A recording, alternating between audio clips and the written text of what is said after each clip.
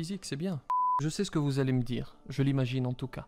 Ne lui réponds pas, n'en parle même pas, etc.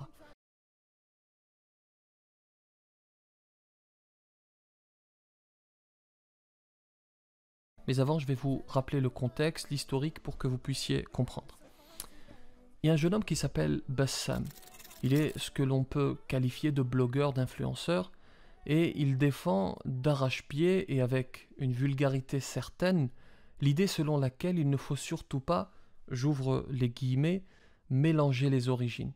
Le fameux frère mais pas beau-frère, ou encore, c'est bien lui qui parle, je n'invente rien, je préfère pour ma sœur un maghrébin qui sort ivre, qui sort du PMU, qui sort ivre d'un bar ou du PMU, plutôt que quelqu'un qui n'est pas de mon origine, même s'il présente des signes de piété, même s'il va à la mosquée, même s'il a fait 450 fois le Hajj.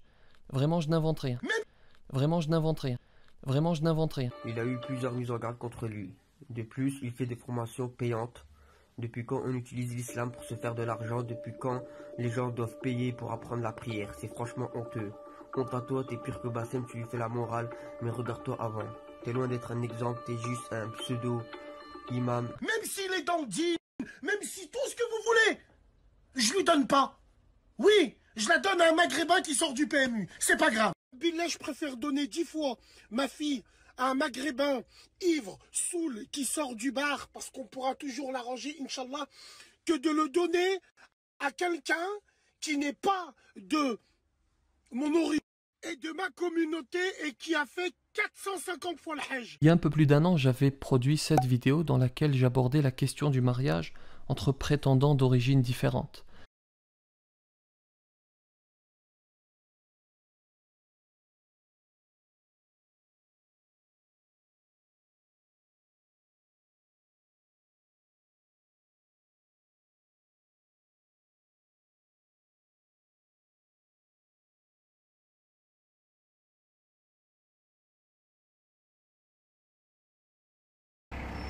Enfin là je fais une généralité, mais ce genre de déformateur, de désinformateur de la communauté musulmane qui part vraiment en couille. On voit le bilan, on voit les agressions, on voit les tueries, on voit les deux bâtards qui ont tué le franco-turc, ou bien le Boussena.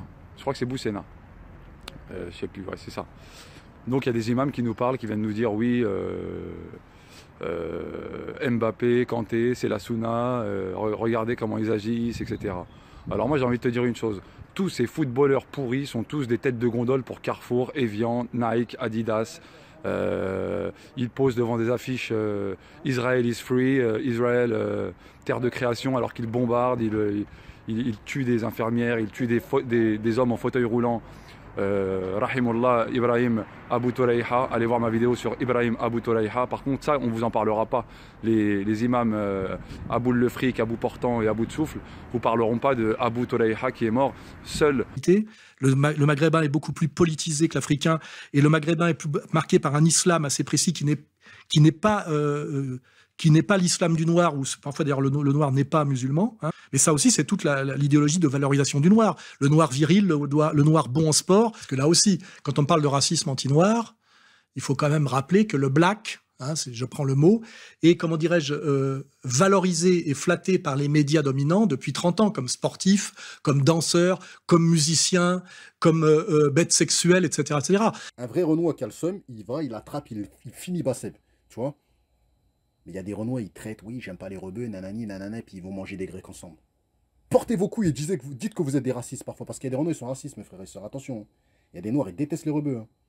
La tête à ma grand-mère, je vous parle sérieux, hein. Il y en a plein, cousin.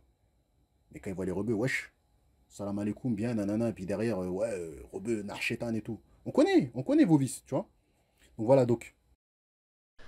Ce jeune homme donc, Bassam, est venu avec sa joyeuse bande d'adulateurs pour s'opposer et pour commenter de la manière la plus vulgaire qui soit.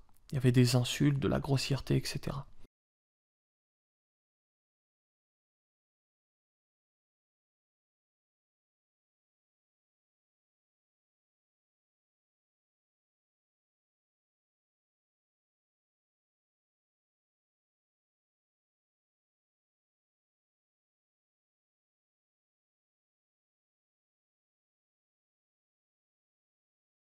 La bourgeoisie juive finance des imams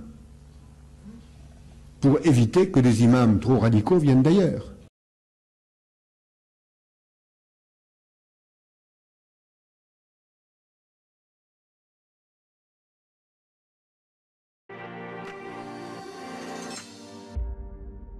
Vous dévoilez les coulisses du renseignement français et surtout vous expliquez comment, pendant plus d'une dizaine d'années, vous avez lutté contre l'islam radical.